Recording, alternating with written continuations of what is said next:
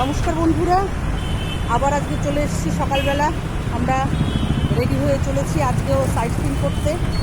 এখন আমরা কৈলাসগিরি মন্দিরে যাব, আর একটা পার্ক দেখব, তারপরে হিমাচলম মন্দির যাব, বিচে যাব, কৃষ্ণঘাটবার যাব। অনেক প্রোগ্রাম, দিন ধরে সারাদিন ঘুরবো। চলুন আমাদের সঙ্গে থাকুন, আমাদের সঙ্গে একটু ঘুরে ঘুরে জায়গাগুলো দেখে নেবেন। আমরা একটা পেট্রোল পাম্পের সামনে দাঁড়িয়েছিলাম তেল ভরার জন্য। সামনের রাস্তাটা দেখুন কি সুন্দর। রাস্তার পাশ থেকে যে ওয়ালটা আছে সেটাও ছবি আঁকা, খুব সুন্দর করে সাজানো। এখানটার যেহেতু বিচ এরিয়া, সেহেতু এই রাস্তাটা অন্যান্য রাস্তার তুলনায় একটু বেশি সুন্দর করে সাজানো। আমরা ট্রিনিটি পার্কের সামনে এসে হাজির হয়েছি। এখন এর ভেতরটা আমরা দেখে নেব। এই পার্কের নিচেই আছে বঙ্গোপসাগরের পার, আর সেখানে আছে একটা জাহাজ বলতে কার্গো শিপ। সেই কার্গো শিপটা বাংলাদেশ থেকে ভেসে ভেসে এখানে চলে আসে এবং কোভিডের অনেক আগের থেকেই এখানে আটকে পড়ে, আর তাকে সমুদ্রে নামানো সম্ভব হয়নি। যখন জাহাজটা ভেসে আসে তার ভেতরে কেউ ছিল না, কোনো ক্রু মেম্বাররা বা ক্যাপ্টেন কেউ ছিল না। এমনি এমনি জাহাজটা ভেসে আছে। সম্ভবত জাহাজটা নোঙর গাড়া ছিল। সেখান থেকে হয়তো ঝড়ে টড়ে বা কোনোভাবেই হোক জলের ভেতরে ভাসতে ভাসতে জাহাজটা এসে হাজির হয় এখানে। তারপর থেকে বেশ কয়েক বছর হয়ে গেল এখানে এসেই আটকে আছে। আমরা সেই জাহাজটা দেখবার জন্যে এই সকালবেলা ট্রিনিটি পার্কে এসে হাজির হয়েছি। দেখুন, আমাদের ছাড়া আশেপাশে খুব একটা লোকজন আপনাদের নজরে আসবে না।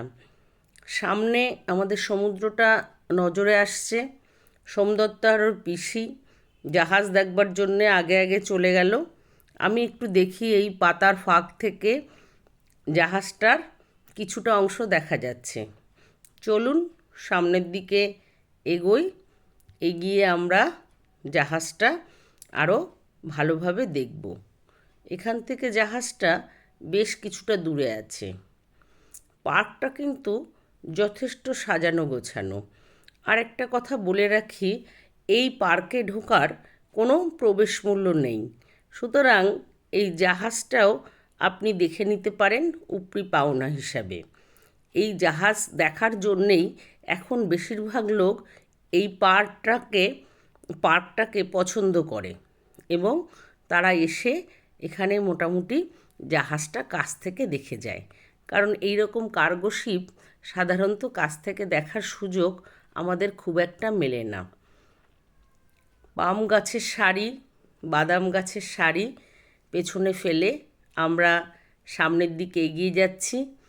বেশ কিছুটা দূরেই আছে, নিচের দিকে নেমে যেতে হবে। আমি যেহেতু ছবি তুলতে তুলতে এগোচ্ছি, তাই সব সময় আমি পেছনে পড়ে থাকি।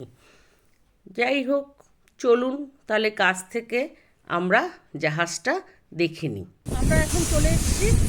এই যে পেছনে আমার দেখতে পাচ্ছেন জাহাজ, এই জাহাজটাই আটকে গেছে। তা বোধহয় আজকে 2 বছরের ওপরে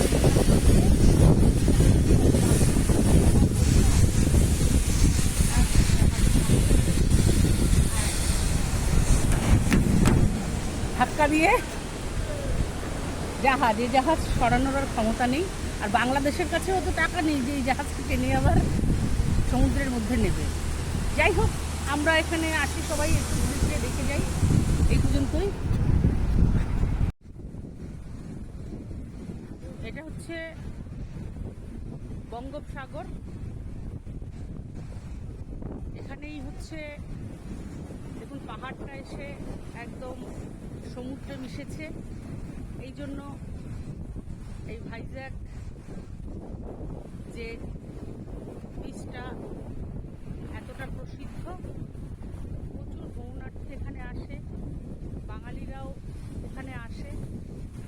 জানি না এই জাহাজের উপরে প্রচুর লেবাররা শ্রমিকরাও আছে, তারা কি কাজ করছে। এই হচ্ছে পুরো জাহাজটা।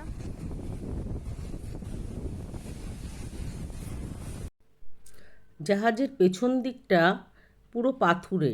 কি করে এই জাহাজটা যে এখানে এসে পৌঁছলো সেটাই একটা আশ্চর্য বিষয়। দেখুন, পুরো একদম শ্যাওলা ট্যাওলা জমে আছে। পেছন থেকে জাহাজটার ভিউ মোটামুটি এই রকম। তা আমার সঙ্গে এই জাহাজ ঘুরে দেখতে আপনাদের কেমন লাগলো কমেন্ট করে অবশ্যই কিন্তু আপনারা জানাবেন। এখান থেকে আমরা চলে যাব কৈলাসগিরি দেখতে, ঠিক এর বিপরীতে রয়েছে। আমরা কৈলাসগিরি পার্কে এসে পৌঁছেছি। এই পার্কটা রয়েছে সমুদ্রতল থেকে প্রায় 178 মিটার উঁচুতে, তাই এখানে রোপওয়ের ব্যবস্থা আছে। রোপওয়ের টিকিট কাটার জন্য দিদি আর সোমদত্তা দুজনই লাইনে দাঁড়িয়েছে। বাচ্চাদের 80 টাকা আর বড়দের 150 টাকা যাতায়াত নিয়ে। সামনে রাস্তা, আমরা টুকটুক করে এখন রোপওয়েতে উঠবার জন্য সিঁড়ির রাস্তা ধরব। সামনের দিকে এগিয়ে যাচ্ছি। এগিয়ে গেলে এই যে রাস্তা, এখান থেকে অনেকটাই সিঁড়ি ভাঙতে হবে ওপরে উঠবার জন্য। আমরা চলেছি, এই ওপরে এসে পৌঁছেছি। পৌঁছে এখান থেকে পুরো ভাইজ্যাগ শহরের একটা ভিশন দেখা যাচ্ছে বিচের। রোপওয়ে এসে আমাদের জন্য হাজির হয়ে গেছে। এই লোক নামছে, এরপরেই আমরা এর ভিতরে উঠে বসবো। উঠে বসে একদম পাহাড়ের মাথায় গিয়ে আমরা উঠব।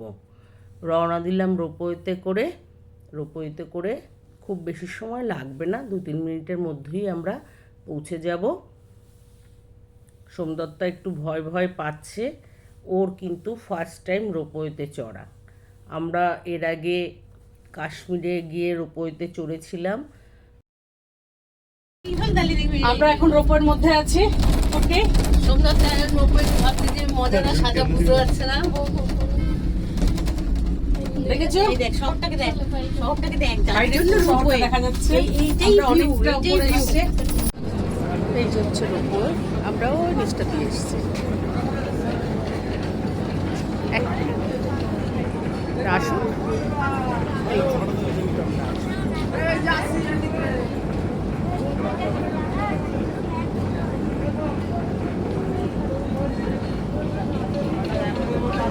এই যে রোপওয়েতে করে বেশ খানিকটা, এগুলো সব ফেরার লাইন। আমরা এখন যাব কৈলাসগিরিটা দেখে আসি। সামনেই আমাদের জন্য টয় ট্রেন অপেক্ষা করছে। এই ট্রেনটা পুরো পার্কটাকে ঘুরিয়ে দেখাবে। আমাদের হাতে যেহেতু সময় কম, তাই ঠিক করলাম যে টিকিট পেলে আমরা এই টয় ট্রেনে করে পুরো পার্কটা বাইরে থেকে ঘুরে দেখে নেব, তাতে সময়ও কিছুটা বাঁচবে। কৈলাসগিরিতে এসে প্রথমেই আমরা টয় ট্রেন নিয়ে নিলাম। এই পুরো পার্কটা ঘুরে দেখাবে। এখানে এসি টিকিট আছে 170 টাকা, চাইল্ড 120 টাকা, আর নন এসি অ্যাডাল্ট 120 টাকা, আর চাইল্ডদের 100 টাকা। আমরা এসি টিকিট নিয়েছি। নিচে মোটামুটি সিটের অ্যারেঞ্জমেন্ট এরকম আছে। 3টে বগি দেখলাম, একটা নন এসি আর 2টো হচ্ছে এসি। আমরা শেষের বগিতে আছি। এখানে ভিড় অনেকটাই কম, সামনেরটা ভিড় ভালো হয়েছে। এই যে পুরো যে কৈলাসগিরি যেটা আছে ওটাই এরকমভাবে চারিদিকে ঘুরে দেখাবো। কেমন লাগছে? ভালো, বেশ। বাইরে কিন্তু কিছু তেমন দেখা যাচ্ছে না, বুঝলি। এর পরে বোধহয় সাজানো গোছানো আছে। দূরে হচ্ছে ওটা কি ওয়াচ টাওয়ার বোধ হয়, কোনা, ওখানে সব সাইকেল চালিয়ে সব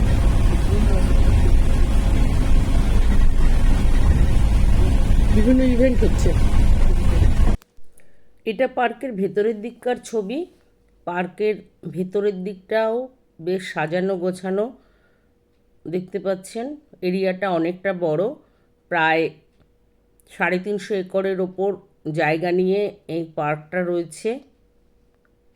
বহু পর্যটক এখানে আসেন। মোটামুটিভাবে সারা দিনে প্রায় ৩৫০০ থেকে ৩৬০০ লোক এই পার্কটা ভিজিট করে। ভাইজ্যাক ভ্রমণের একটা অন্যতম দ্রষ্টব্য স্থান এটা। ট্রেনের ভিতর থেকেই পুরো ভাইজ্যাক শহরটা আপনার নজরে আসবে। সবাই বেশ মজা করেই আমরা ট্রেনের জার্নিটা এনজয় করছি। ট্রেনে বসে বসে আমরা আশেপাশটা ভালো করে দেখে নিচ্ছি। এখানে বোগেনভেলিয়া ফুল থেকে বেশ সাজানো হয়েছে, বেশ ভালোই লাগছে। মাঝে মাঝে বাঁশের ঝাড়, দূরে শহরের ভিশন, কয়েকজন আবার ফটোগ্রাফি করছে। ট্রেনটা কিন্তু খুবই আস্তে আস্তে চলছে। ওই দূরে যে শেডগুলো দেখা যায় ওটা ভাইজ্যাক লেখা আছে। অনেক দূর থেকে পাহাড়ের ওপরে ওইটা দেখা যায় লেখাটা, সেটা ওই পেছন দিকটা আমরা দেখি। টয় ট্রেন থেকে নেমে আমরা পার্কের মধ্য দিয়ে গুটি গুটি পায়ে এগিয়ে চলেছি বাবার দর্শনে। বাবা আর মা ওই দূরে সামনে বসে আমাদের জন্য অপেক্ষা করছে। ও বাবা, এদিকে একই দেখতে পাচ্ছি, ঘোড়াদের এখানে বসেও ছাড়ছে না, ঘোড়ার রাইড চলছে। সোমদত্তা আর ওর পিসি দুজনেও টুকটুক করে গল্প করতে করতে মনের সুখে এগিয়ে চলেছে। আমিও চললাম টুকটুক করে এগিয়ে, কারণ আমাকে আবার ছবিটাও তো তুলতে হবে। চলুন সামনে, এই যে বাবা এসে হাজির। আমি এখন দাঁড়িয়ে আছি কৈলাসগিরিতে।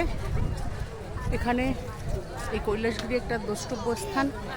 সবাই এখানে ভাইজ্যাক ঘুরতে আসলে এই জায়গাটায় আসে। পাহাড়ের মাথায় শিব পার্বতীর একটা ছবি আছে, মূর্তি করা আছে, ছবি নয়। চলুন দেখে নেওয়া যাক কাছ থেকে।